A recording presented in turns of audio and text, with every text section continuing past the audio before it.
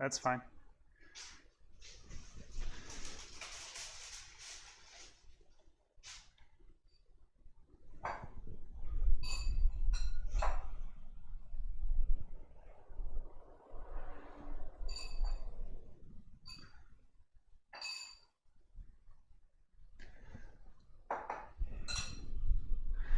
All right, here we go. One of the things that I want to show everybody is just how much waste building a computer generates. But first things first, let's get a case open.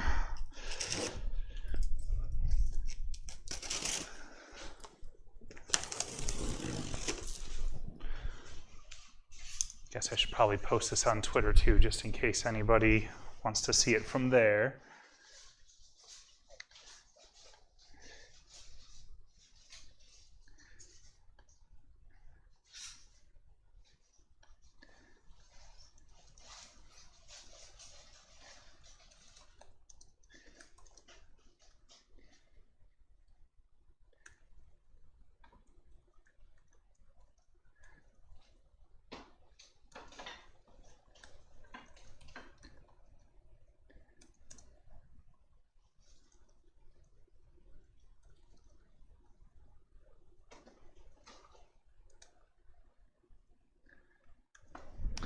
All right, here we go. You are the first viewer, Chris. Sorry, I know that was really riveting viewing, watching me type things onto a different computer, but just getting ready here. Ugh. I'm working with a few parts I've never worked with before, and I didn't practice any of this, so I'm sure it will go nice and terribly, but we'll find out. Ugh.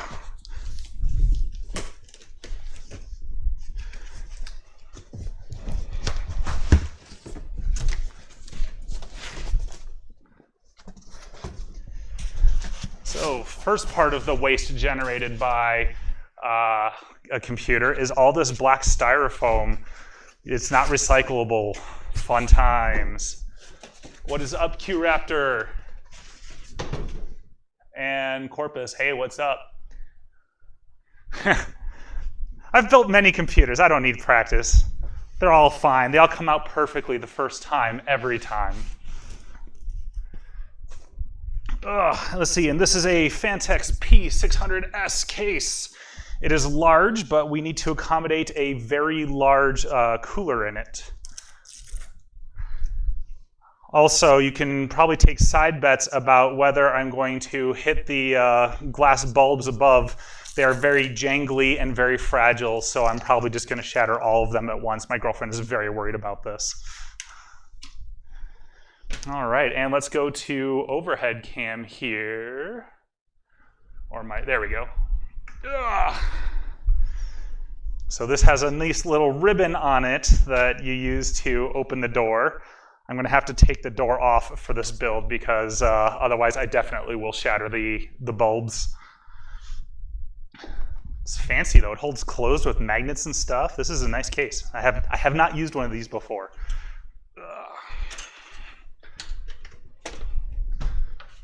But I do use a lot of Fantex cases at work. I usually find they're very well put together and easily built with.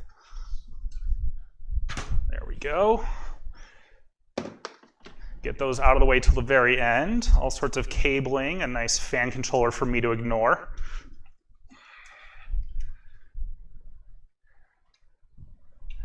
Yeah, I know, right? Like I had a couple webcams from work and the second webcam is actually hanging from the chandelier and it's a little terrifying, but I figured being able to see inside would be like the really best view that we could get. All right. Well, that's pretty much it for getting started. Oh gosh, more manuals, more papers. Let's see here. Boom. And all sorts of individually padded containers here. You guys can all hear me, right? I just want to make sure my audio is coming through.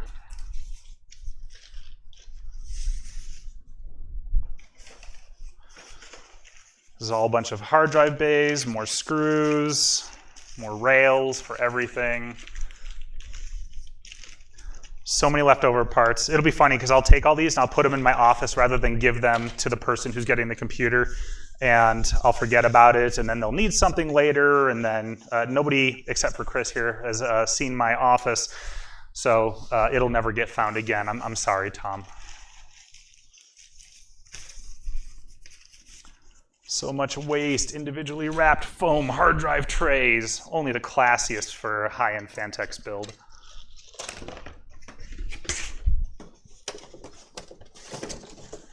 Get that out of the way. Okay, so I love to start with motherboards. I know a lot of people start with power supplies, but I usually find that's just annoying and in the way. So to me, once we get to this let's see, Asus ROG Strix TRX 40-E Gaming. Once we get this open, the build really begins.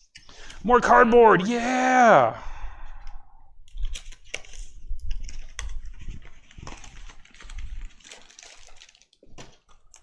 With a giant cardboard block for the Wi-Fi antenna. Giant motherboard. Has all sorts of heat sinks on it. More cardboard, some manuals, and a driver CD because CDs, who uses those anymore? What is this optical media? More cables, all sorts of stuff. So I always feel like, get this guy out, shiny. A computer really builds when you there's like a faceplate that goes in, bam,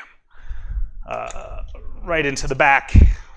And to me, that's like when the build really begins. You've now added something to something else. But on these high-end motherboards now, it's all integrated, which is really nice. But now I don't get that feeling anymore, sadness. We're also gonna get a whole bunch of my other favorite thing to do, which is to peel off little plastic covers. Oh, yeah. It's one of my personal pet peeves when people leave these on things and then they get all dinged up over years, and they're like, no, it's keeping it nice. I'm like, no, it's there for shipping, and then you peel it off and then it looks really nice. Yes, it'll get dinged up over time, I know that, but yeah. But it's just not supposed to be there right now. Fancy pants. So screw-wise, oh fun, I'm gonna have to take a cover off. So I'm looking inside the computer. The motherboard has screws along the edge and in the middle and at the bottom. And we're gonna line those up on these posts here and 3 at the bottom as well. Get the little fan control, there's a fan cable in a way. Let's get that out. What I love about Fantex cases is just how everything is all nicely put in. All the cables are there. They've already got the Velcro in place, but I just need a little bit of slack here. And I will come back to those at the very, very end when I flip the computer over 100 times trying to make sure to get everything in place. I decided to stream this because I figure not too many people are going to run into a real high-end AMD chip in the wild. Certainly not the 64-core / 128 Threadripper. It'll look exactly the same as even a low-end Threadripper, but there's a novelty factor to it. But I also thought it would be fun just to see what's it like, how sweaty do I get, can I have a good time doing this? Is this something people even want to see? This is just where we're at in the pandemic. It's do crazy weird things that you wouldn't normally do. So here you go. This was definitely worth about $100 in the motherboard. It is a door hanger that says "Stop restricted area, do not disturb," or "Enter if you dare." Oh, let's get the right camera here. Here we go. Very fancy. Thank you, Asus. I'll add that to my recycle pile.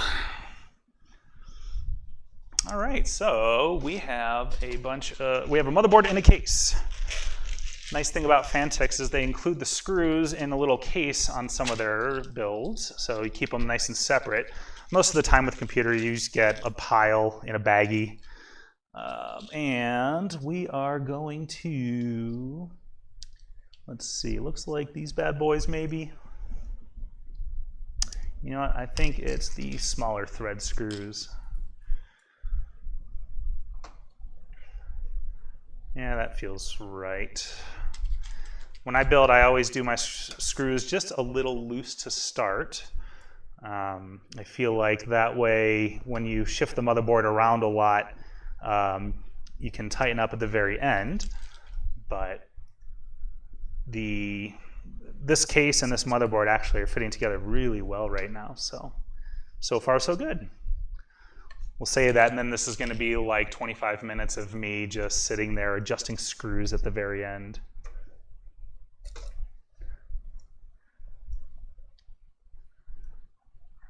But really, I decided to stream this so I could prove to myself that I'm not quite a bull in a china shop and I won't destroy the chandelier above.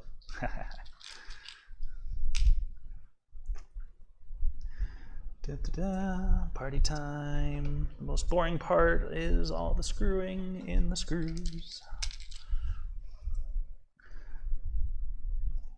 I've also never worked with the CPU cooler before. The one that I'm using is an Asus ROG Ryujin 360, which has a fan integrated into the heat block, which I'm excited about because I feel like with a lot of the liquid all-in-one coolers, you don't get a lot of cooling around the CPU or around the RAM down there. So I think this will be a nice addition, but it's of course going to add that element of, how do I do this thing? Let's read a manual. There's a little fan up top here, which is nice, I'm sure, but it is covering a screw that I need. Oh, there it is.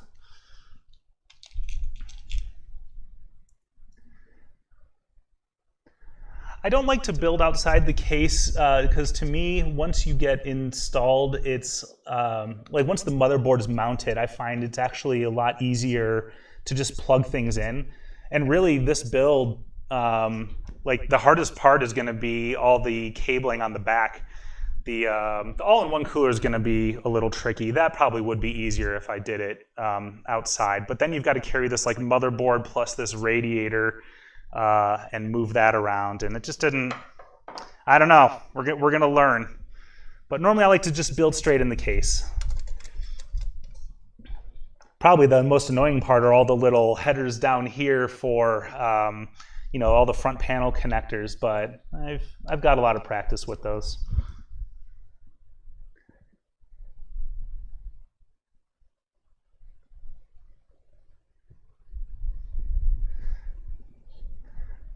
QRaptor, one of the things that helps a lot is, in the past I worked at a place where they used really long screwdrivers. Like this thing's probably about 1 foot long in total.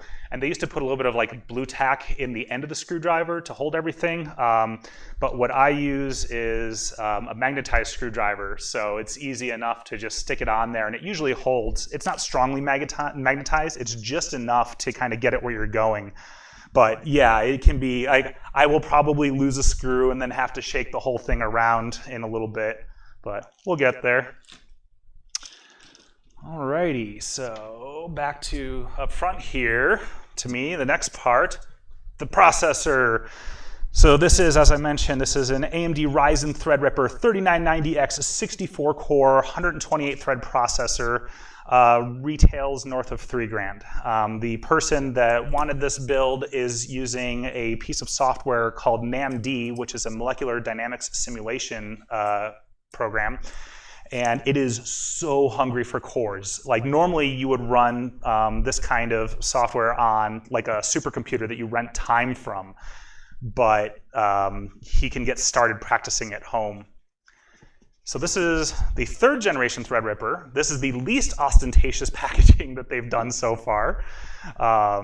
So you have the box, and then you have the CPU in its own little container. There's the certificate of authenticity along with the shiny CPU sticker. I love stickers. I love putting them on things. I stick them all over my office, but I'm going to put this one on the case. And then in the bottom here, there's another Threadripper sticker. I might keep that one. A little torque wrench just for Threadrippers, and a CPU cooler mount, but I think the liquid cooler comes with one of these pre-attached, so I may not need this one. But so that's step one, is liberate the processor internal packaging from the external packaging. Toss that to the side.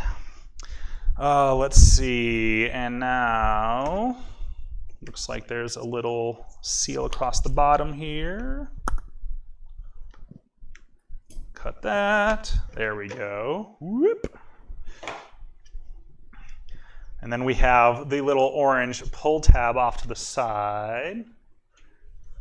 Do this from above here. Oh, wait. Oh, I'm sorry. There is a unlock first. The first generation Threadripper, it said something like rip to unlock the power or something. Little piece of plastic. And out comes this big boy. Look how chonky. So just for a comparison, I grabbed, this is a Pentium D, so this is about 10 years old, but we have a CPU that this is about standard size for a CPU these days. On the back side, you can see all the little connectors. I don't know how well this is going to work because of the lighting from above, but compared to the other one, it's just like, it's crazy. What I also love about Threadrippers is you can see pretty clearly that line down the middle. It's definitely like they've, like with the Wii, the joke was that they duct taped two GameCubes together. Well, it's like AMD duct taped two processor cores together to get maximum threading, but it's a really nicely performant processor. So I told a friend I was going to take a picture of this and send it to him real quick, so I will do so. Just take a split second.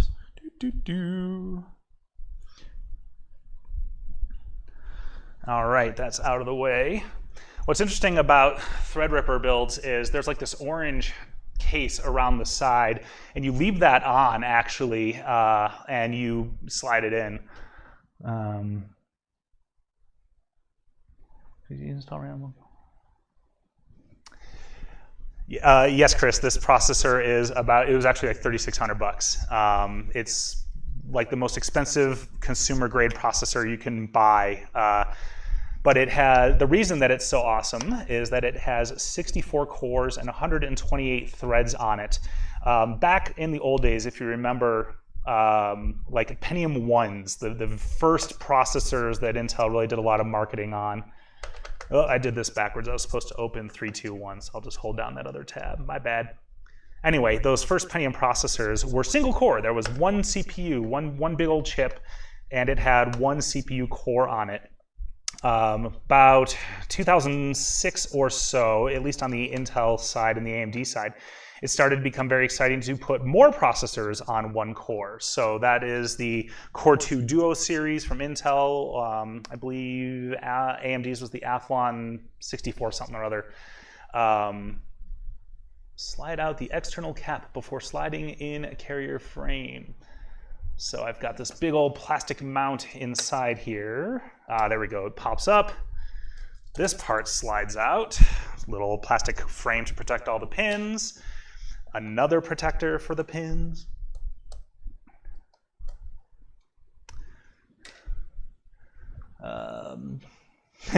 No, I cannot leave this computer in my office tonight. I probably shouldn't even be talking about the pricing, but whatever. It's all public information. We're government workers. Like RAM, I don't, for Corpus, I don't really have any trouble installing RAM out or inside a computer, but the coolers usually are what trip me up a bit, but we're gonna figure it out.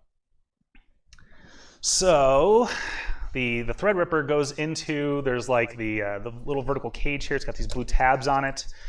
Like I said, it leaves that little plastic orange frame on, slides in, push down on the tabs, close the frame, and then screw in. It actually has the screw order. So for closing, it's 1, 2, 3, backwards from what I did. And we'll get that nice torque wrench twist here. It's always very satisfying when it twitches. There it is, that little slide past normal, just screwing in. I've had a couple Threadrippers where I get together, I build the whole thing, and then one of those pins must be misaligned and it doesn't boot up, and then you've got to take everything apart and do it all over again. It is the worst. And I'm also not sure what kind of situation we're going to run into with the cooler's thermal solution, but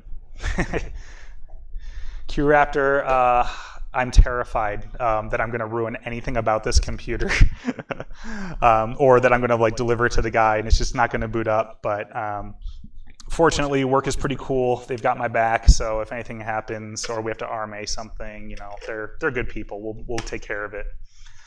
Okay, put the Threadripper box over there. I will add that to my work collection of Threadripper boxes later.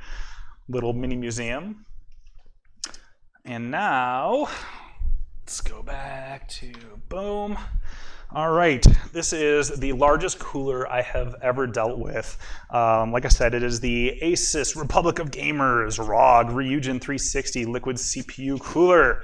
It has a 360 millimeter radiator with 3 Noctua fans built in. So it'll be, what is it? It's 3 120s, I think. Yeah, that's the other challenge to this, is like doing this live. It's like I'm going to totally break something and it's not going to work, and now there's going to be a recording of it forever.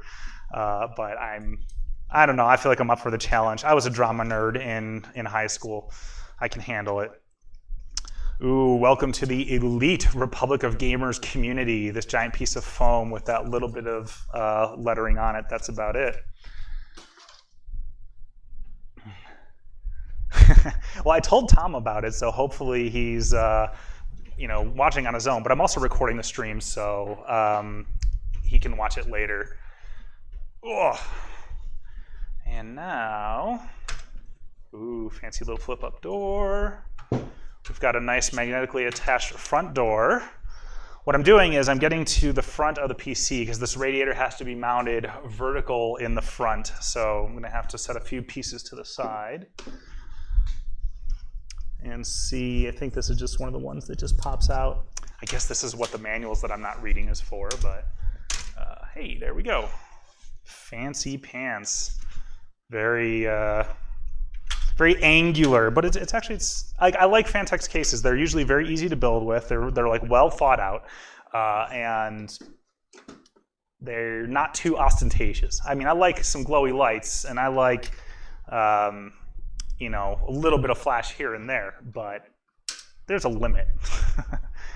And in this case, there are 2 fans on the front, and I'm going to come around and I'm just going to lay this back down on the table and not hit the chandelier still. And I'm going to remove those fans because this is where the radiator is going to go, and figure out where their fan cables are plugged in the back.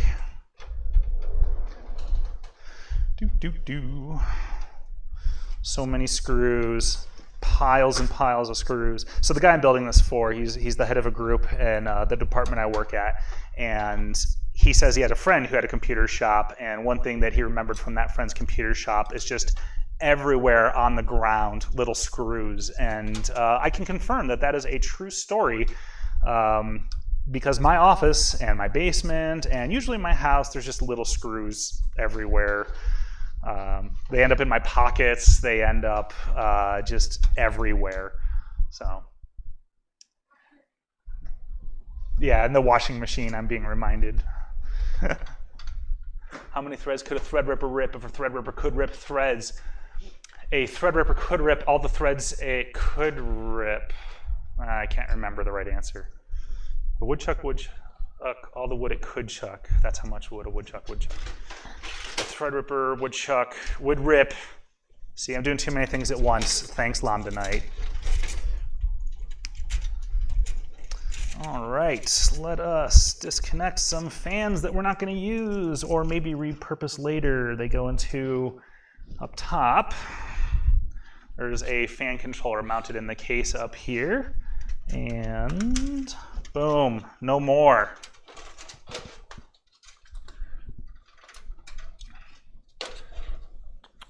I feel like I need some like really sweet, intense techno music in the background to show off just how boring the little intricate work of like shoving cables through holes can be. But maybe I can just dance. 2 fans liberated and stashed off to the side. So on top of this computer already being a pretty ridiculous build, at the beginning of next month, the future owner of this machine has already requested that he wants not 1 but 2 3080 Ti's to shove in here. So that's going to be another $2,500 or more worth of equipment, which is kind of harrowing, but that's also going to be really excellent. This software, NAMD, it is very, very good for simulating molecular dynamics, for just eating cores, all the time. It should be fun. All right, more screws, more baggies. Yeah, all the cores are going to be used for, the package is called NAMD, N-A-M-D.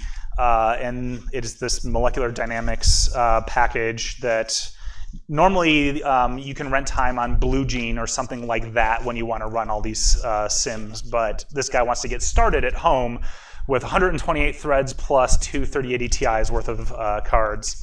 Here's those 3 Noctua fans I was mentioning earlier. And they're all nice and black out. They don't have that sort of normal cappuccino Noctua look to them, so that's all right. Oh, and it's the Noctua NF12s, F12 industrial PC. Let's do 2000 PWM something or other. I guess it's a little too messy up there to see, but more garbage. So much plastic. But these are nice fans. They should be, like this computer is going to live at this guy's house to start. So he's hoping that it's going to be quiet. And I'm hoping too. I've never had to deal with over 200 watts of heat to dissipate before, but this is the biggest cooler that I know of to fit in there without getting real crazy. So we'll find out. Alrighty. So now I probably should pull out a manual real quick. Maybe there'll be some pictures, and then I can see very quickly what all needs to be shoved in. Installing the AOL cooler. I don't need the Intel bracket. I'm pretty sure I read that the AMD TRX bracket is already connected. If not, the processor came with one, and we'll be good to go. It's a lot of nothing. It's pretty standard AIO. I'm sure if you look up somebody else, there's a guy who does like teardowns of coolers. He'll actually like tear down the block and dump out the fluid and like test the heat capacity of it and stuff, or like look at the pump. And I can't remember who that is on Twitter, but or on YouTube, but I've got a link somewhere. I specifically don't have the fan constantly blowing my hair like Fabio, because if my hair was down right now, I would be a sweaty mess. It's pretty toasty and it smells like wildfire outside, so we've got just the swamp cooler keeping the house cool today. All right, and there is already some thermal goop on there, so that's good. Let's see here. I think we're getting a little blown out by the light. The webcam that I'm using for the above view is not super great. I think it actually doesn't have like an IR filter, so it ends up just making everything really shiny. But it's what I had available, and it hung really nicely from the light today. So I do actually have a fan over there because I know I'm a warm person. But boom. All right, nice big cooler. It's actually skinnier looking than I sort of expected. But that makes sense, right? If it's a 120, you've got 3 fans on there, so it'll work. We got this. And what kind of fun mounting is this going to get to do? It should go through the front. The other fun part is that there's a display on top of the cooler. It's a little OLED display, and then there's like a shield cover that goes over this, so you'll really never see it quite so clearly. But this computer does not have a glass window on its side, so that's not going to get used. But I still don't want to put it in upside down. I mean, you got to do it the right way. So this does not have the AMD bracket. Usually these push and twist and pop right off. And let's see if this is going to go in here. We could kind of go down. I think we're gonna, this is always the problem I run into with AIOs, is like, how do I want to mount the fans? And on this machine, we've got 8 RAM slots, so there's 4 on each side, and I want to make sure that all this junk coming off doesn't interfere. So maybe we will just have to do it top ways, like so, and then deal with all the cables off to the top. That seems all right. And the bracket's gonna need to go in like that. So let's see what we can do. Push in, twist, that's that. And goodbye, little Mr. Threadripper. Get you one last beauty shot here for the road. Boom. Okay. And I've been debating about whether I should wipe off the thermal grease that's there and put on more. Usually you can find guidance for like Noctua. I have some Noctua thermal grease over here in case I need it. Like I think you could try putting it on like in an X pattern for Threadrippers, but then I have to kind of really wipe off this pretty nice blob as it is. And there's only so much of the surface area that's going to cover the Threadripper in the first place. So I'm going to put it on as is, because this is actually fitting together kind of nicer than I expected. And I can always pull it off after I get it all together and find that the heat is too low, or the heat load is too much.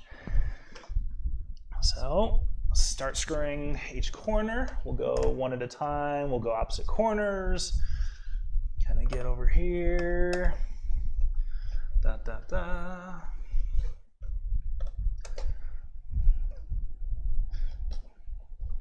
I mean, they've got thumb screws on this, but they're like covered in plastic. I don't know that I really want to do that. I should have done the Henry Cavill thing and gotten like a head-mounted camera, but you know, this is what I had. And just to be clear, I normally talk to myself this much even when nobody's watching me build a computer. So you're getting full-on jur here.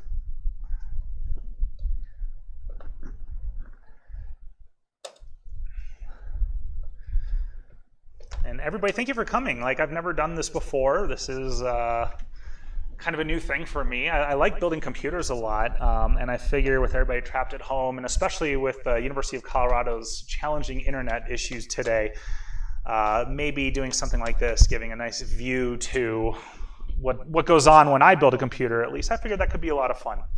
So hopefully you're enjoying, and if not, hopefully I'm putting you to a nice deep sleep, and everybody wins. More garbage, stack that off to the side, put that in the box. Here's that cover that goes on top of the water cooler. But now we're gonna figure out how do we mount this to the case. More plastic, get that out of the way. Alrighty, manual time. Yes, here's mounting, and here's the one thing that I never know. Okay, so you can have the fans blowing in or blowing out, right? Is it intake or exhaust? I never know what the right answer is, because I feel like if it's intake, you're blowing hot air into the case, and then the water block could get a little warmer. But if you're exhausting, especially like on the front of the computer like this, you could be exhausting into the front. I don't know. So I kind of think there's probably a couple degree difference however you do it, but I don't know that it's going to be a big issue with this build. And actually, it looks like I should be sticking the cooler maybe inside the case. Well, no, there's not room for it. Oh, yeah, there is, because there's this nice big kind of tilt up here. You can see there's a nice big hole at the bottom. This is always the fun part, is what crazy things am I getting into this time? Hey, that looks a little nicer. And then that way on the front, there's a fan cover that'll keep some dust out, and then the cover for the case. And there's going to be graphics cards in here. I really hope they're not going to be quite this long. And I've got just it's a Quadro K4000 or P4000, something like that, that's going to be going in the short term. Just to get started with his CUDA coding or AMD processing, or I don't know. I just build them and install Windows for people. They can abuse their computers as they like after that. I'm there to fix them. That's my job. Washers and thumb screws, fun times. Oh, and they're doing the screws go through the fans, through the washers, and then, okay, not so bad. So let's see if we can find the right screws.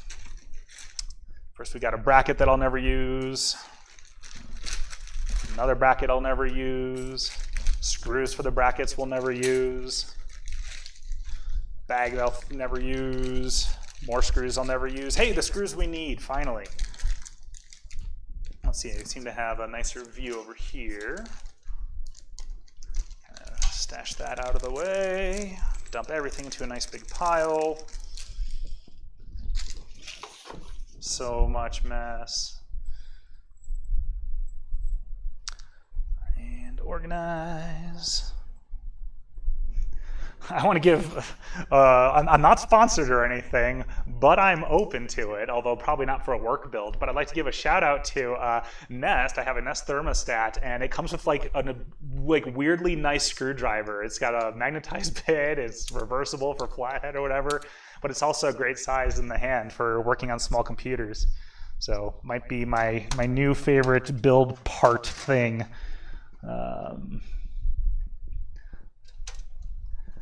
Let's get a couple of these to start.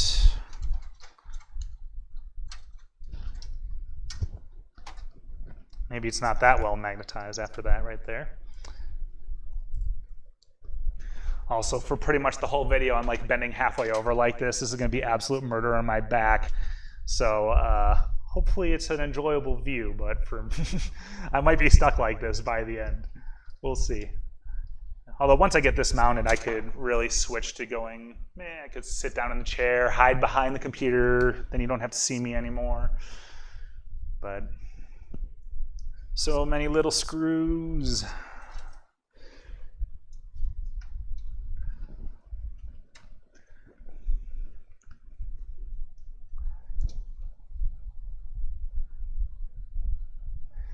Forty Signs, welcome.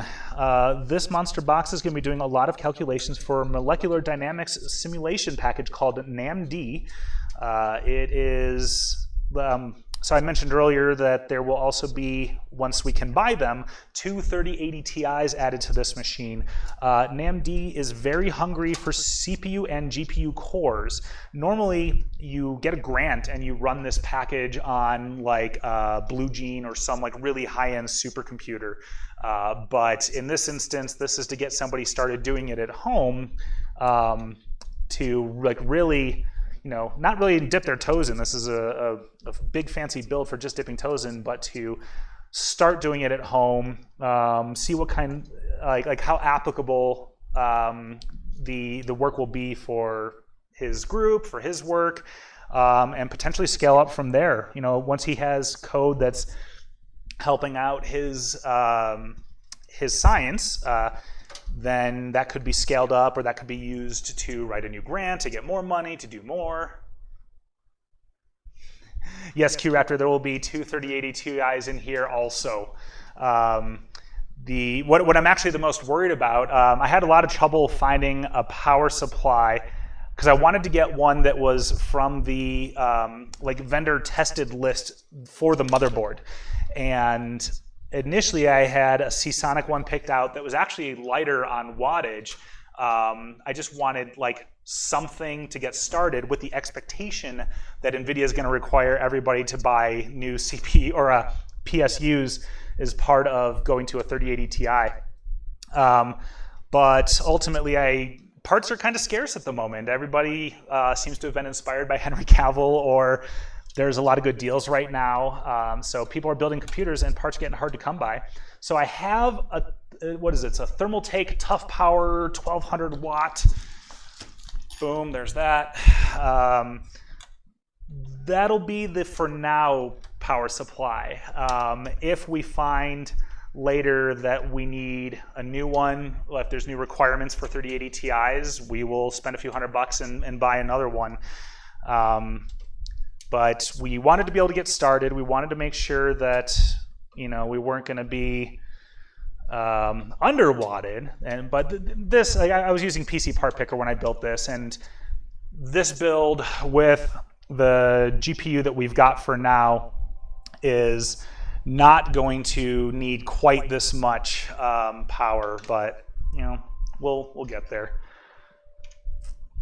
All right, so now that I've put this in and ignored Corpus Colossum's advice of working with the computer out of the case, I've got to feed the cabling for the fans, but actually I see there's, ooh, fancy sliding parts. These Fantecs are nice. But there's a little hole in the front here and for these bottom 3 sliding panels, which can be removed. Or maybe that's just for covering the cabling duct over here. Oh yeah, that's nice. That's real fancy.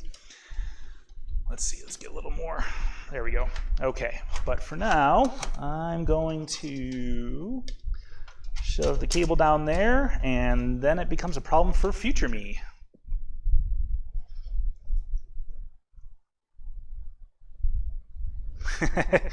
Yeah, 1200 watts. I think it should be okay. I'm actually expecting the new cards from NVIDIA to be pretty power efficient, at least comparatively. Like I think that they would be at least in line with maybe a 2080 Super, but just to be safe, it's actually more that the talk has been. There was a Tom's Guide article a couple weeks back. There was talk that they were going to have a new connector for power supplies just for these video cards that was going to be a singular 12-pin connector. And I'm really hoping that we'll be able to get like an adapter that would take 2 cables and bridge them into the one that we would need. But I don't know. I mean, nobody knows. They haven't announced it yet. So hopefully this power supply will be fine. If not, we occasionally do use big beefy power supplies at work, so it would get used, whether it's in this build or another one. So earlier I said I wasn't sure if I was going to do fans flowing in or flowing out. I am sucking air in, so it'll be cool air coming in, being sucked over the radiator, blown warm into the case, and then exhausted out the back. There's a nice big, looks like it's a 140 millimeter fan. If I have to get in there and switch them all around later, I can do that. It's not too big a deal. Or maybe I should put the fans in front of the radiator. Nah, I'll be fine. I mean, in the end, I feel like it gets down to like a couple of degree difference in cooling, and that might matter. This processor puts out like 200 and change watts of heat, which is bonkers. But we will see. And I should have attached the fans first, probably, because now 2 of the fans I'm going to have to work on from the other side of the case, or 2 of the screws. That's all right. I already got moving. I've got motivation. We're going. We're building. We're adding fans.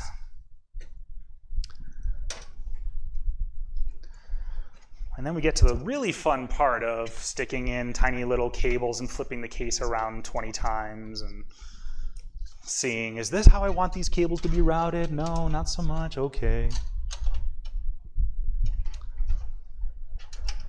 Shove this guy in there. Gonna kind of lift up, feed the cable through from the bottom. There we go. It's much better. And beautiful. So it'll be a nice intake fan to heat up the power supply. I don't like that. I may be flipping these around before this is done after all. But I already started. I could have this one blowing out, have like a weird like push, pull, or whatever the directions are. I really love, I mean, M2 hard drives, they're so fast, right? So I love them in general because they're fast, but also because there's just like no cabling. You just, you know, there'll be like a heat sink here that I'll remove, and then ultimately, there will be nothing else. Avoid the chandelier looking thing. Haha, 2 more screws. And all sorts of cables. Boom. 1 more screw after this. How will I cool the GPUs? I'm hoping that, okay, so originally I was about to say that I was hoping that they'd be blower style, where they just evacuate heat directly out of the back of the computer. But that style of cooler hasn't been very popular for a while, and I think there's been a lot of tests showing that just directly on the fan, like blowing directly at the GPU and evacuating the air inside the case, I feel like that's been proven to be better for cooling in general. So really, like I'm not adding water cooling for the GPUs. They're just going to use whatever their cooling solution is that they come with. But I mean, we'll see. We have the resources that if we had to build something custom or do water blocks or something, we could do that. Flip this guy around again. And another one of my favorite. Oh yeah, peel that sticker off. All right. So it's like a choose our own adventure game. So now we have all sorts of cabling to deal with. Power supply should go in. I'm going to do M2 hard drives because that will be the easiest while there's still room. And boom, let's see. There we go. I was right. So typically under these big flat brackets, they have some kind of cooler. I'm not sure if there's going to be a separate. Okay, so this computer's getting 2 M2 drives. The first one will be, it's a 1 terabyte 970 Pro. The second is a 970 Evo, 2 terabyte for data storage. So it'll be boot and processing and then storage of data. And those 970s run hot. And I see I have disconnected a cooler cover, so we're going to put that back on. Actually, I'm going to leave that to the side for the moment because I can see the bracket under the next plate. And it looks like actually there's 2 connectors right under there, which is nice. So both hard drives will go in right there and get some cooling. Excellent.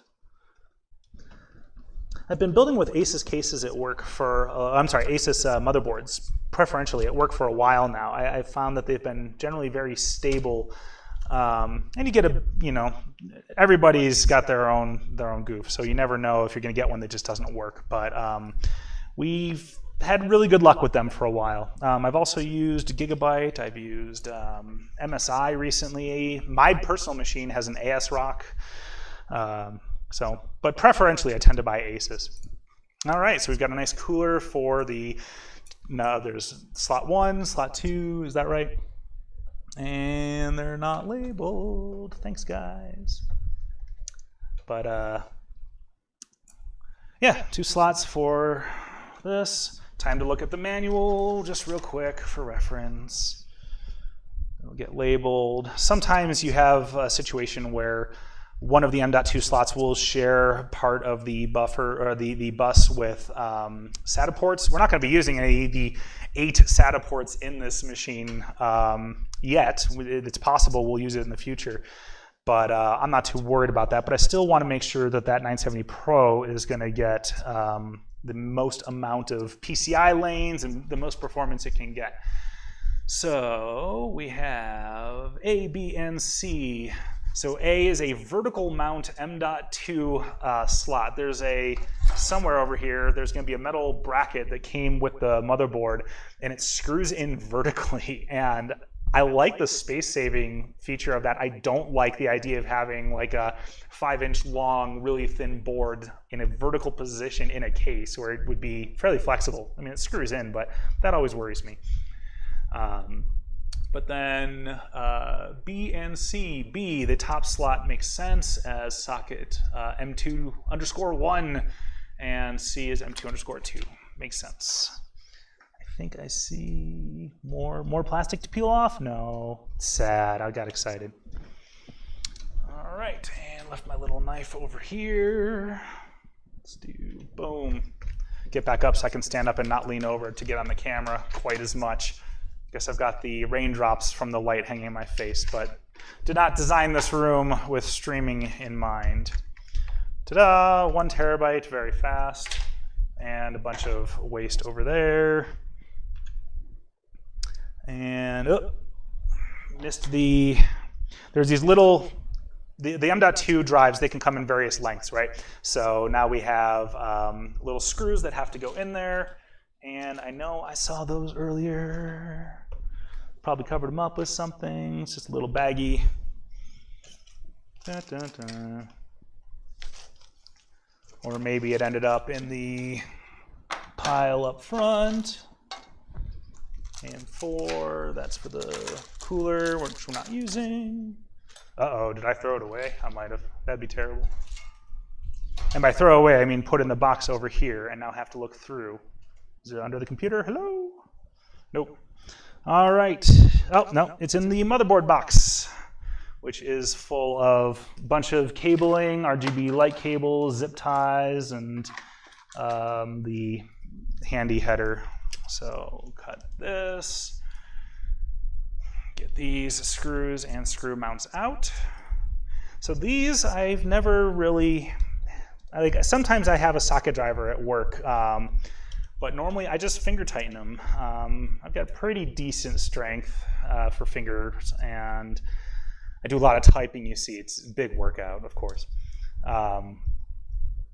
But once you get these in and you give them a good tighten, I'm not too worried about them coming out. It's not like the machine should be vibrating that much, but that feels about right. Both of those are in place. And we can go back and get our 970 Pro. Stick it in slot 1. And ta-da!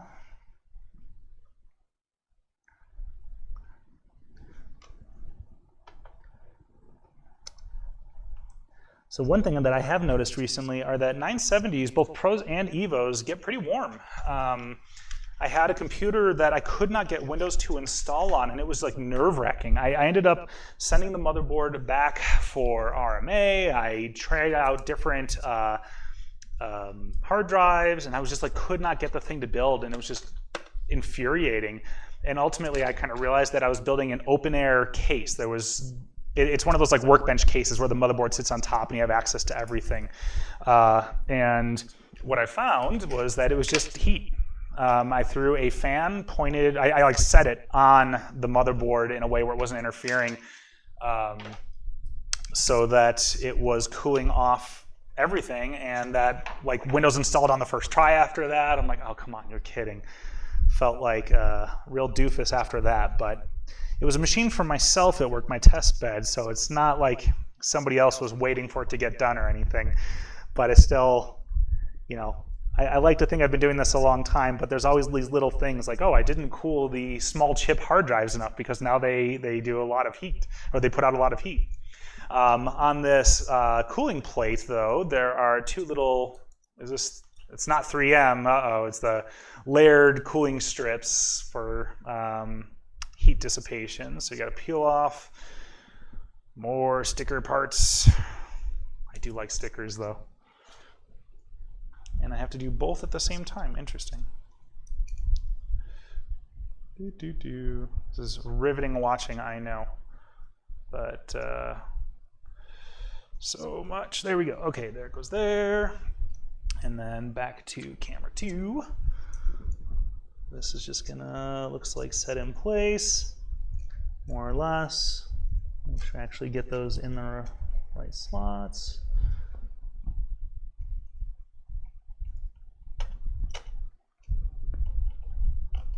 Hey, there it is. There's 1. And 2. This just kind of rests in place. And so don't have to worry about any like weird spring mechanisms or anything. Just screw it down. There we go. Beautiful.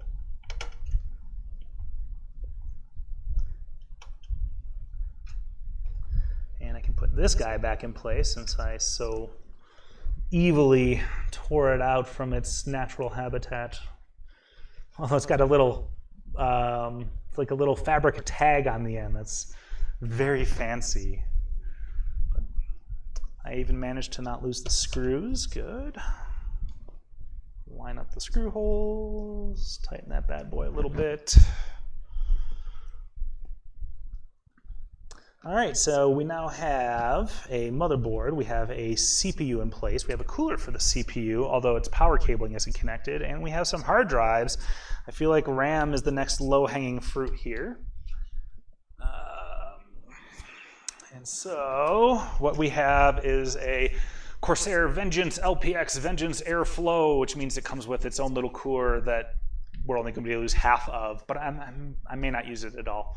But this is 64 gigs of RAM at 3200 megahertz. It's good stuff. Boom.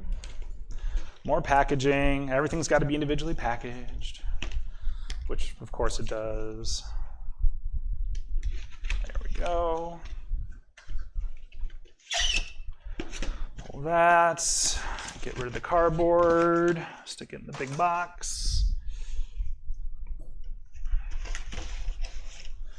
And there it is. We have a manual. We have safety information.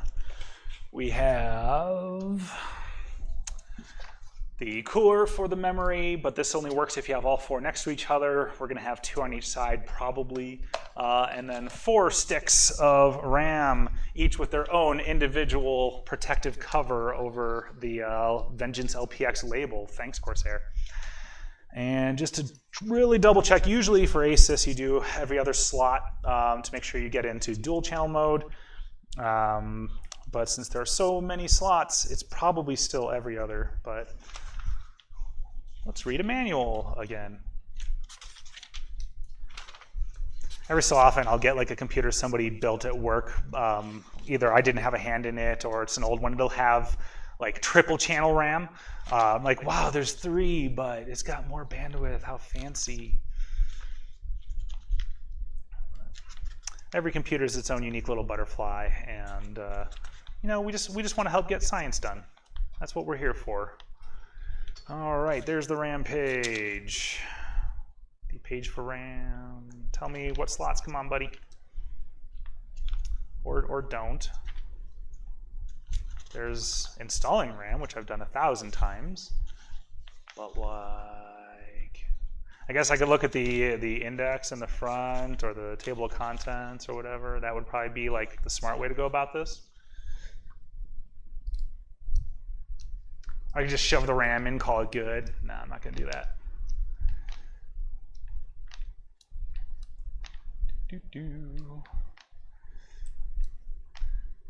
All right, yes, there is dim installation. Oh, I think I saw it.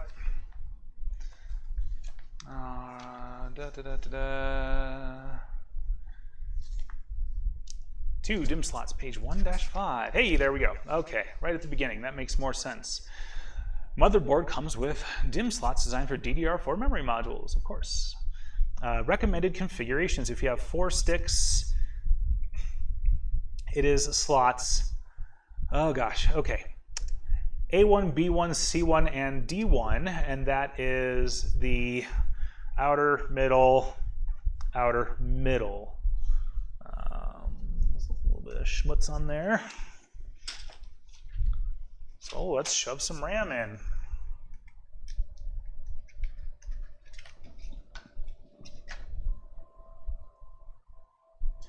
More stickers.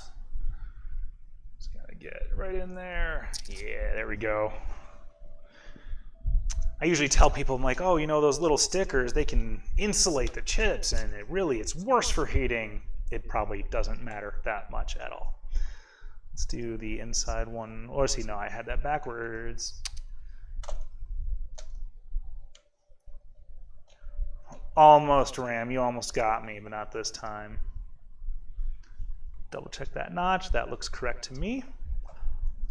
Boom, in.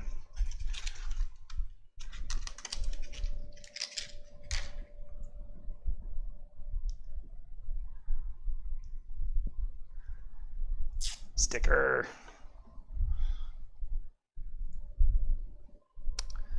I should hold that right up to the microphone, get some good ASMR sticker peeling sounds going here.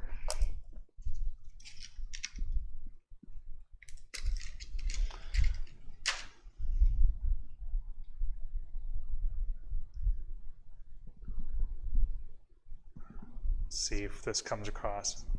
I'm just going to do that forever. That's my new stream, everybody. Peeling stickers off of things. Thanks for coming to my channel. Please like and subscribe. Smash that like button, etc.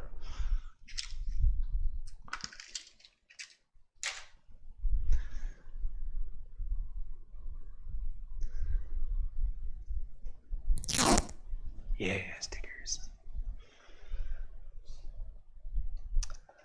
All right. We now have RAM installed. We now have a CPU. We don't have its cover with its sticker that it didn't just peel off. Good job.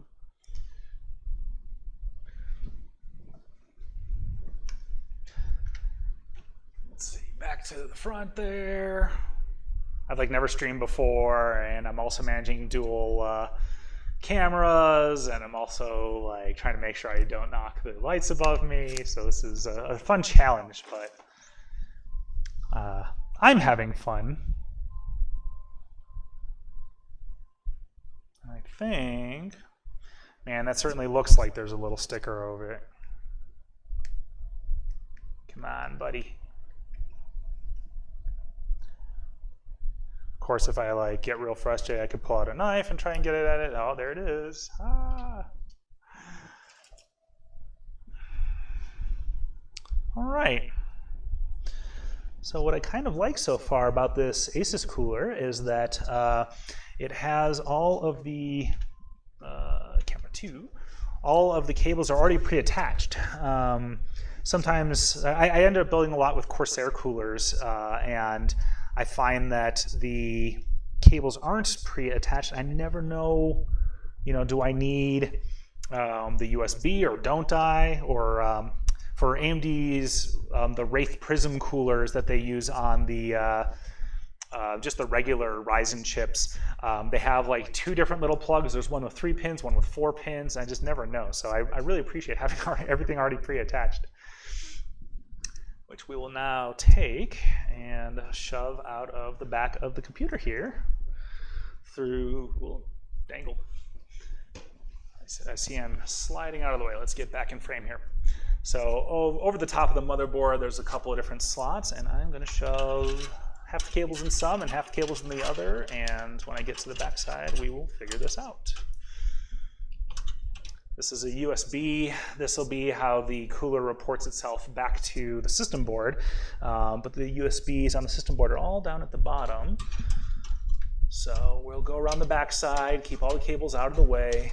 I've been really focusing a lot in the last couple of years on cable management. How can I make a computer look nice on the inside when you look at it, keep cables just out of the way in general? And I feel like I've done kind of okay. But I always get real frustrated with things like this, where I know I have to run these cables over the top of something else, but there's just no other good way to do it. So probably the next step is going to be power supply, which is my least favorite part of a computer, and so I always put it off till last, just because it's annoying. Just lots of little pieces here and there, but we'll get there. Hey Trinary, how's it going? Welcome. You have missed the motherboard, CPU, M.2 drives, and the water cooler installation, the RAM, but I'm getting there. Thanks for stopping by. I really appreciate it. Can switch to camera 1. There we go. Hey, buddy. How's everything over at your workplace? Although I assume you're working from home at the moment. All sorts of cables to pull out of the way.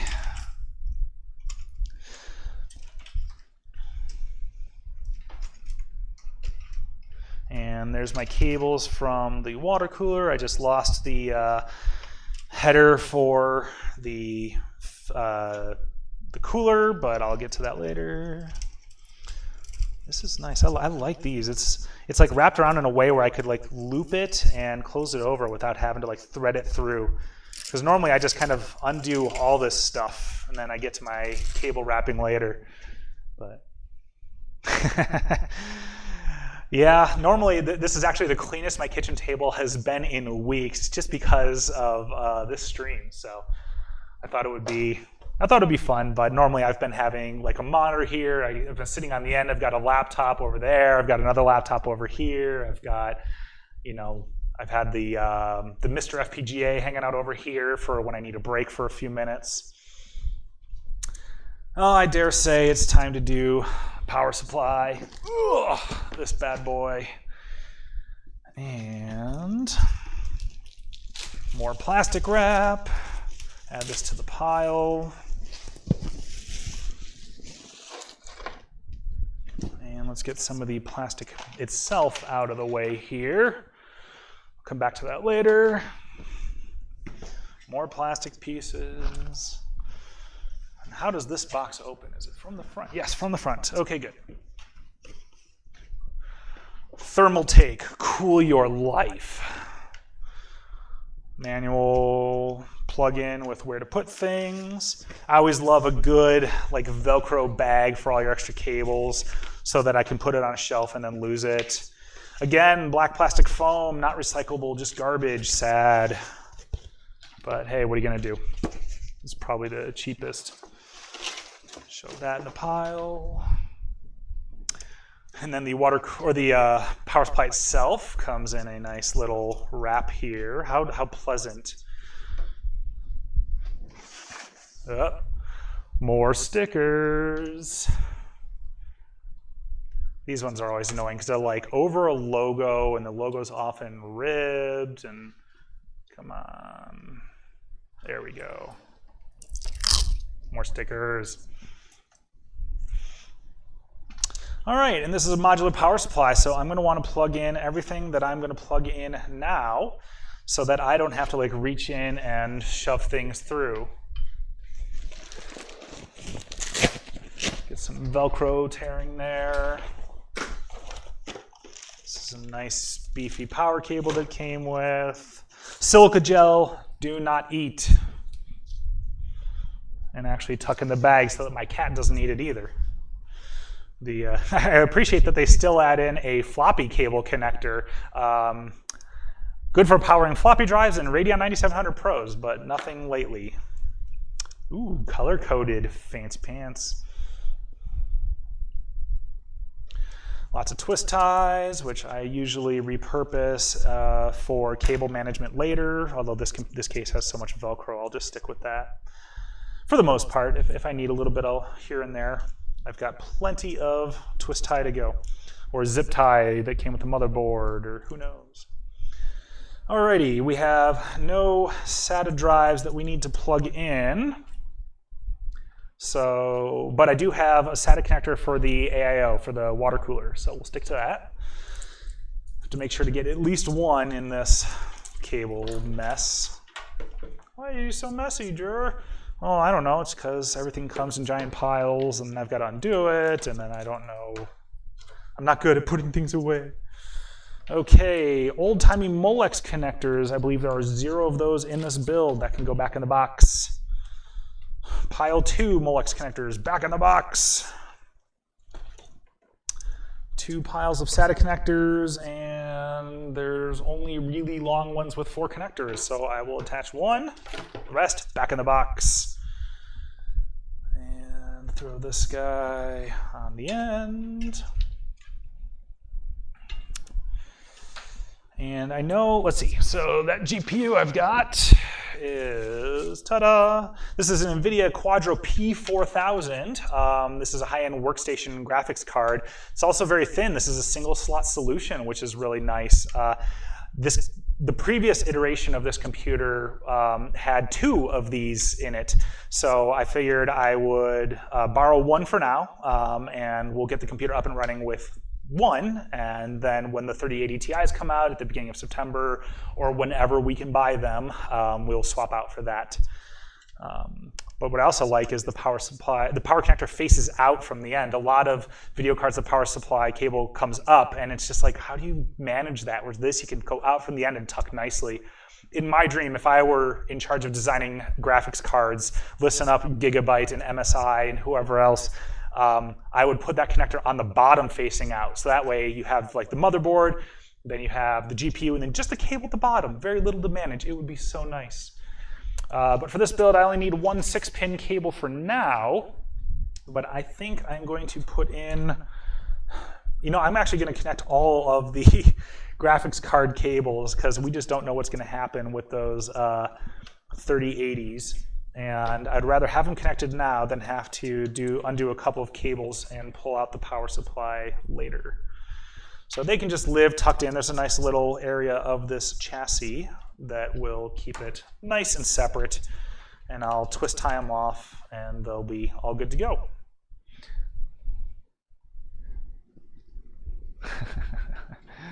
Uh-oh, floppy puns, excellent.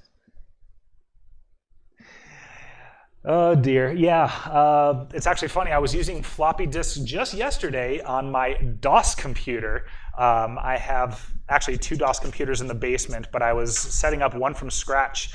It is an Acer Aspire with a Pentium 120 and 48 megabytes of RAM. But until I get the network card running on it, I will have to do floppy transfer, and it's just a nightmare.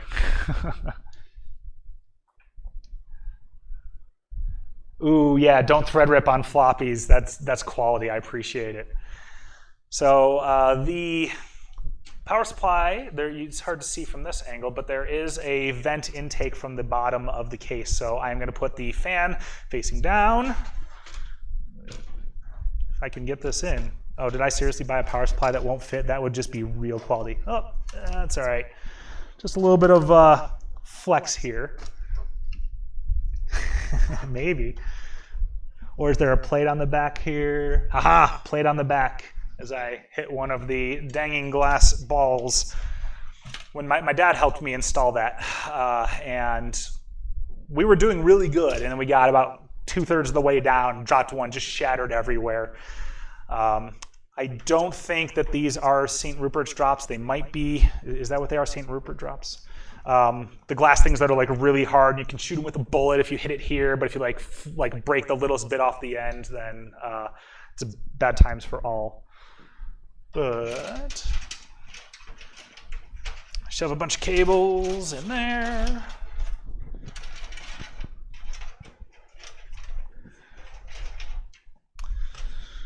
And then I should have done this a little bit backwards here, because what I need are the screws for the power supply to screw them to the plate and then shove it in. Oh, more zip ties. Thanks, Thermal Take. I appreciate it. I actually really love zip ties, and usually when I build a machine like this, I'll start zip tying in cables, but then I won't like the way cables lay over each other, so I'll just I'll have already put in zip ties, and then I'll cut it, I'll put in new zip ties.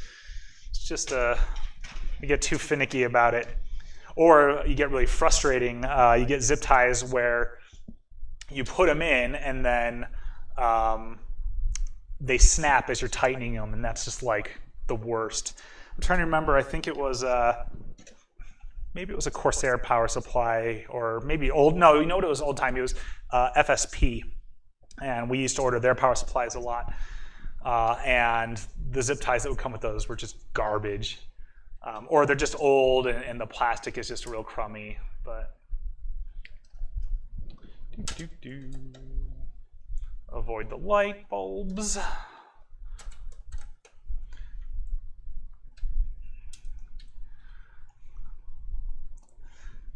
Philosophically, I prefer to have the power supply at the top of the case because I'm old, and that's where they used to be. But the fan from the power supply used to be designed to handle the load of like the whole computer. So you'd have all this heat inside the middle of the computer flowing up, and then it would go over the power supply. And that would artificially heat up the power supply, I guess. But it just seemed better, right? Heat rises, and like if you don't do this, then you end up with like this case has a fan back here. but it's growing on me. It makes cable management a lot easier when you have stuff at the bottom like this. So, okay, case engineers, I guess you do know more about engineering cases than I do. All right, screw that in nice and tight. Or what's going on here? Or just let it screw forever. Sweet.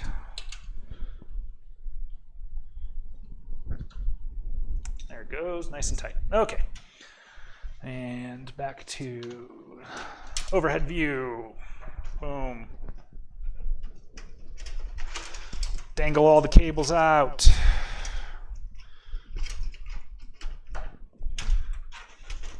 All the cables, organize them. So we've got the big 24-pin cable. Here we are, there's the camera.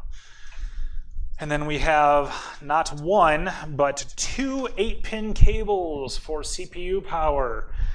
We'll be using both of those today. And here's my SATA cable. This is for the AIO and the cooler. And then all 4 GPU cables, which we're going to simplify down to just one. And fold the rest of these and not touch them for a couple months. Grab one of those twist ties from before.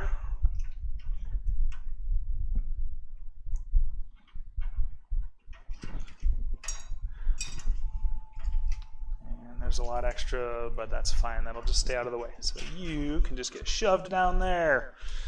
You are going to eventually come up here, go past. Oh, fancy. Okay, so those Fantex plastic sliders from earlier, they actually have a thumb tightenable screw on the back. So once you decide you have them in position, or if you want to get stylistic with it, you can screw it down and then they won't slide anymore. You could also remove them, but I think they provide a nice look. So I'm just going to slide them back and out of the way for the moment. Oh, or unscrew that one entirely. Oops.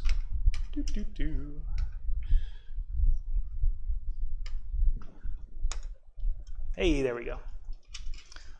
Okay, slide that guy back, and let's see, we've got AIO power for the fans. This is going to come back up over here. So what's fun with the fan connector, they have 3 header pins because there's 3 fans. That makes sense. But 2 of the 3 are missing one of the pins, and I don't think you can see that. I think the distance is probably too much. I've got a bad angle. But only one of the fans is reporting back its, I don't know if that's speed or temperature or what. So that one fan, whatever that fan's doing, all 3 fans are kind of run based on the readings coming off that first fan, or whatever fan you plug into that first connector. We've got ourselves a USB-C front panel connector. Hey, this is actually the first case that I've done with one of those. Fancy. I've got a USB 3 header, and we've got an audio header back here. We've got a power cable, probably for this fan controller, which is connected. Oh, it looks like the fan on the back of the case is connected to the fan controller. But I like things that are controlled by the motherboard, so I'm actually going to disconnect that and ignore that fan controller.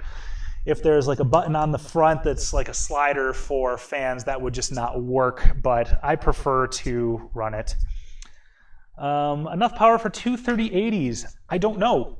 I mean, NVIDIA hasn't really said. I'm hoping 1200 watts plus, I mean, you have a Threadripper and 2 3080 Ti's, right? So that's a lot of power consumption. We've already talked about if we have to buy another power supply to finish this build with the 3080 Ti's, like we'll do that. One of the things that this group does is work on atomic force microscopes, AFMs, and they just bought a new one that the discount that we got educationally is something north of like 100 grand. So this group tends to be able to do things like upgrade a computer with a newer power supply if need be for their work. So it's all in, you know, where you get your grants from and what work you're doing, but they're do good work in that lab. all the labs in my building do good work, honestly. I just know a little bit more about this group than I do some of the other groups because I chat with the PI. He's a pretty cool guy. So we have a couple header pins for the motherboard, but one of my favorite things is the motherboard comes with a little header that I can plug all those pins into now and connect that to the motherboard later rather than fiddle with all the pins in like a goofy order or something. I know, right? I feel like we're kind of getting to the point where you're going to start needing like dedicated lines like, oh, this is your computer plug, like right next to your washing machine. Or if you're in Australia, well, the outlets are 220. But they all had little power switches on them, which I loved. Like every outlet could be individually flipped on and off. It was kind of rad. And fortunately, let's get back for overhead. So this little header, like there we go. I love these things, and they're labeled. It's out of focus. I can see that fine, but I can deal with all the really annoying little cable management stuff now. Shove that into the motherboard later, and then it's just done. It's like the easiest thing. Get over there. There we go. Shove those all the way in. Ground and power. So let's assume PWR means power switch. And then the only other one we've got is reset switch, ground and reset. So interesting, no hard drive activity light. That kind of makes me sad. I like knowing when my computer is just going bonkers, but I mean, it'll be less annoying visually at least. Okay, so let's kind of organize these cables a little bit. Let's grab our USB cable for the AIO. That's gonna get shoved down through here. Yeah, I'll probably end up putting it through a different hole in the end. We've got motherboard headers. Those are going to come down, also go in through there. There's the I/O. Here's the, see, I'm already going to change it up because I want the fan cables to go over the top of the AIO's USB cable.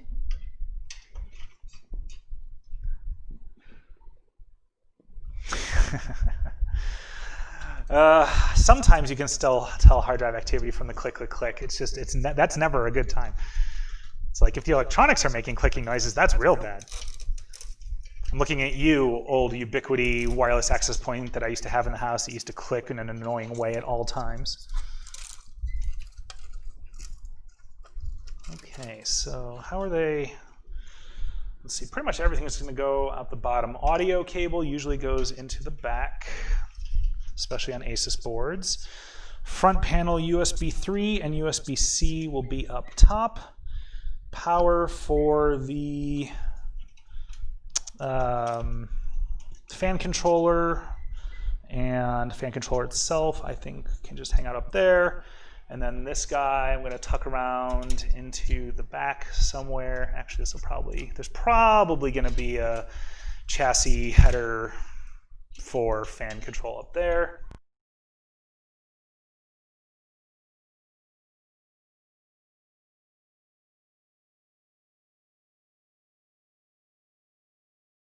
The lights above my head, they're like not far from me as I keep leaning forward and back. So at some point I'm going to hit one, and either they'll kind of make a jangly noise, or who knows.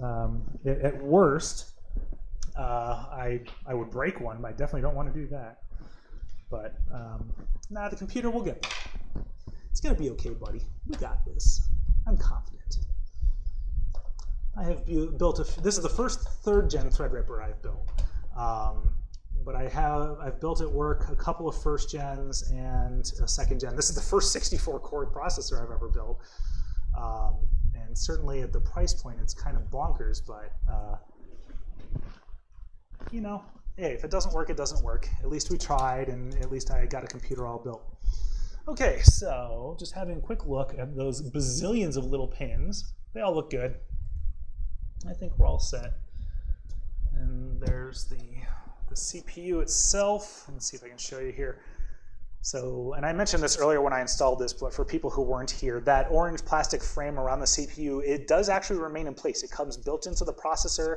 It's used to slide into part of the bracket here.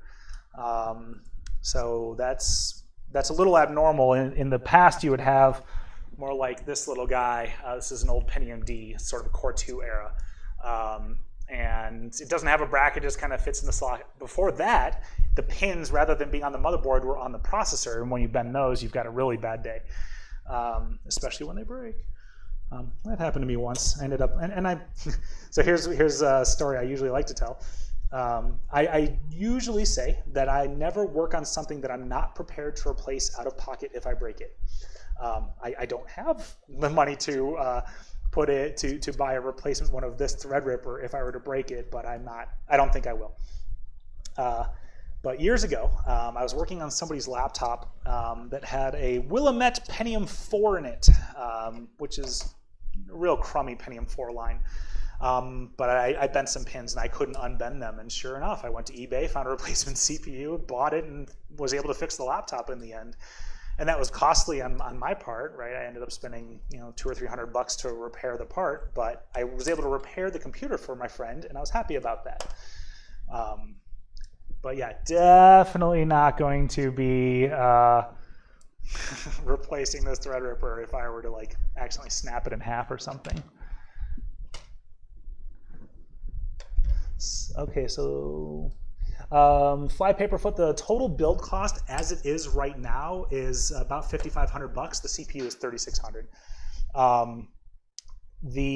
We're going to be adding two 3080 Ti's to this build next month when we can, or whenever we can get them. So the total build cost is going to be probably on the order of $7,000, $7,500, something like that. Turns out if you have some good grants in science to build some really high-end simulation computers, you can do it. Let's see, the soft G for Giga was officially endorsed by the National Bureau of Standards in the 1960s. So that's, I don't know that I'm going to agree with them on that one. I mean, fine, I probably should, because the research institute that I work for, it's called JILA. It's jilla.colorado.edu. We're a joint physics research institute on the University of Colorado campus in Boulder. We've had a few Nobel Prizes come out of our building in physics. And I've been there, not since a Nobel Prize, I've been there for coming up on 14 years though. But JILA is funded half by the University of Colorado and half by NIST, who the National Bureau of Standards used to be. So NBS became NIST at some point. JILA, when it was founded, stood for Joint Institute for Laboratory Astrophysics. But in about 1995, they shortened it to just the acronym, so it's just JILA. And every time you'll get new people, every so often you'll get new people, and they'll come say, I'm looking for the JILA building. It's like, oh, welcome, you must be new. But JILA has around 30 scientists, like at the top, and each scientist has a group. The group has graduate students and postdoctorate students. So it's people working towards PhDs, people writing thesis, their theses on some new arcane part of science. But anytime you see Bose-Einstein condensate in the news, the first one was created down the hall from my office by Carl Wyman and Eric Cornell. And similarly, Wolfgang Ketterl at MIT, he came up with one around the same time, and that was kind of mid-1995. And the three of them got the Nobel Prize in physics for that in 2000, 2001, something like that. Failed to initialize CPU again, code D0. Our next Nobel Prize came from Jan Hall in 2004 or 5, I think, for the invention of the laser frequency comb, which has enabled a lot of further science. And it also has applications for cryptography and quantum communication. Well, this guy just does not want to start up. He's being real grumpy since I'm trying to show him off. He's very shy. So we're going to go back to DIMM slot A1. That is the correct first slot. we're going to try and then power this guy up again. I'm not using like a static strap. I'm constantly touching, metal stuff on the computer, so any static that I would have built up, I've discharged. Ooh, what do we got? Memory codes. Oh, that's a new light. That's another new light. I think this computer's trying to start up, except that there's no GPU. All right, that's a good sign. I think we got it. A little bit of percussive maintenance goes a long way. One of my coworkers bought himself like a handheld 5-pound sledgehammer, and on it he has written the user adjustment tool, and then he later bought a large magnet that's the software adjustment tool. I think we might have victory here. I'm probably getting ahead of myself by announcing it before actually doing it here, but let's see. Oh, where'd my video cable go? Dangling around the back. I'm not even going to screw the video card in. We're just going to go seat of the pants here. Let's do this. We do need to plug power in, though, it turns out. We didn't get our Tesla free wireless energy or anything. All right, let's see if we can tilt this up a little bit. Maybe we'll get something. I'm actually feeling pretty good about this right now. I think memory, it's counting through all these codes and it's still going up.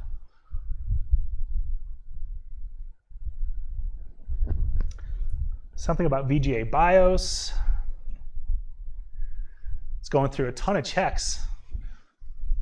I think we've got a victory. Let's keep looking. Hey, look at that. Republic of Gamers. Yes. Okay, so new CPU installed.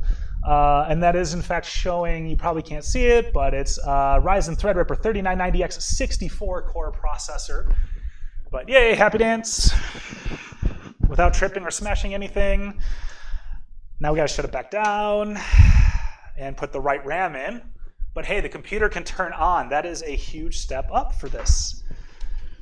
All right, so let's pull out our measly 4 gig stick and let's shove in some 64 gig sticks. And those go into slots A1 and B1, which is this slot and this slot. Well, there's an interesting little light up there, but I think we're okay.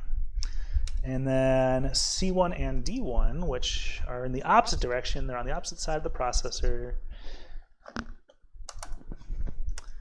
And see, I really should be testing like 1 stick of RAM at a time just to make sure we're going to boot up. But nah, in the words of, I don't know, was it Bill O'Reilly or something? F it, we're doing it live. Okay, all the RAM that's supposed to be in here is now plugged in. Power plugged in, lights on, of course. Thanks, Asus. And power button. And let's see, go back to camera 1 over here. We're ticking through some memory codes. There's a lot of memory to test.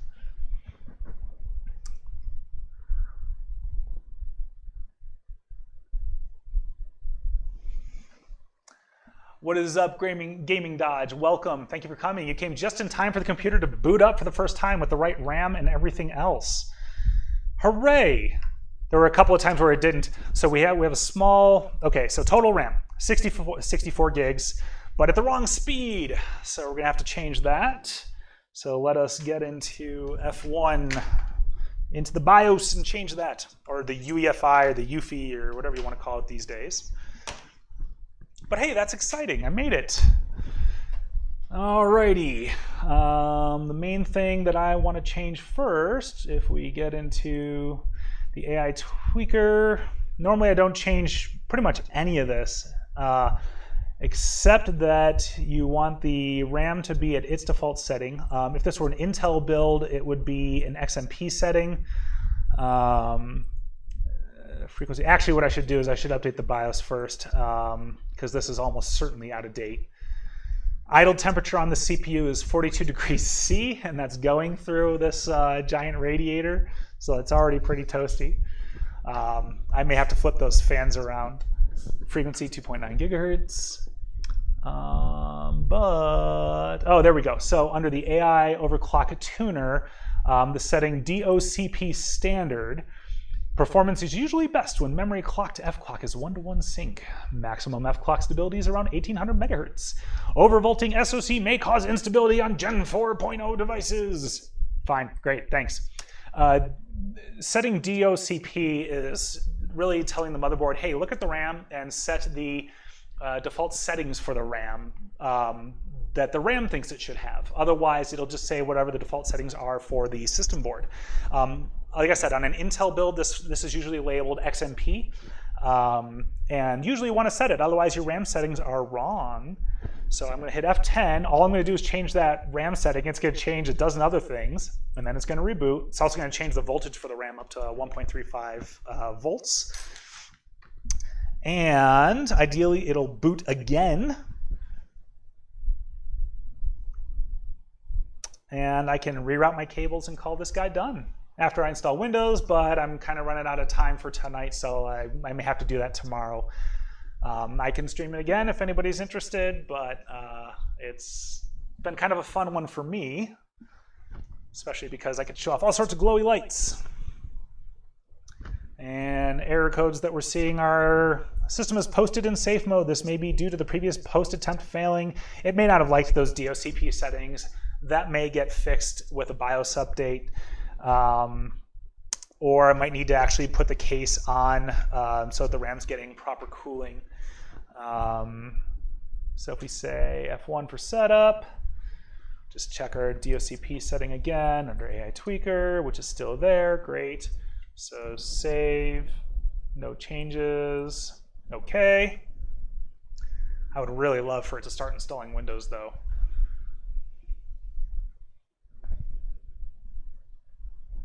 And I can put the, let's see, we can go back to the cover here so we can see only the logo through the dim mirror. Still didn't like it, so we're probably going to run into some more problems. But like I said, it is getting to be dinner time and the computer turned on. So that's already much more of a win than I had about 15 minutes ago. It's been a lot of fun building this machine, though. I've still got some cable management to do, not much, just a little bit. I've got to redo the cabling for the AIO that I did earlier. Stick my hand in a fan, too, apparently. That's always good. Make my blood sacrifice for the computer so that I know it turns on. That's the one thing I guess I didn't do earlier. Get the RAM clips out of the way. Tuck some cables out of the way. Then it looks quite a bit nicer. Oh, got some RAM clips again on this side. There we go. Tuck that. Make these guys as nice as possible. Let's get them just real and out of the way. Yeah, there we go. That feels good. That looks all right. That's on there more solidly now. That guy's not on right. Just got to get it right behind those RAM slots and tuck it underneath on the back side. We can go to the, let's see, go back to the front and put this is going to be the fan cover just to keep dust out, probably. In reality, this computer, it'll get dusted the next time I look at it in several years. Put the cover back on. Oh, make sure the little USB door's open here, otherwise my Windows install stick's gonna get a little goofy. Clip all that on. Dangle one of the light things I've been worrying about all day. Can get the front cover here to make it a little bit quieter even. There we go. Let's see, this is the back side panel, this is the front side panel. What I really like on this case is So it's got the sound dampening foam on the inside, but it's also got magnets to hold it closed, as well as, boom, a nice little ribbon to help with. So look at that. So, oh, you know what? Good thing I've got that ribbon also, because I forgot to put in the GPU thumb screw to hold it in place. And I want to really make sure I don't lose this thumb screw, especially while the computer's on and got power running through it. Got that. There we go. Got some nice cool air blowing. Can close this guy up. And hit power with my palm. That's fine. Just get the backside closed up, which is already nicely routed. And nice closed up computer. Tomorrow we'll just have to do some troubleshooting before we get to Windows, and I'll reach out to me on Twitter. I'm at Geronimo, JRRONIMO. It's my initials, JR. And that's pretty much it for today. Thank you all for coming. I appreciate it. It's been a lot of fun. I've never done this before, so hopefully it was fun for you as well. And until next time, thank you. Stop streaming.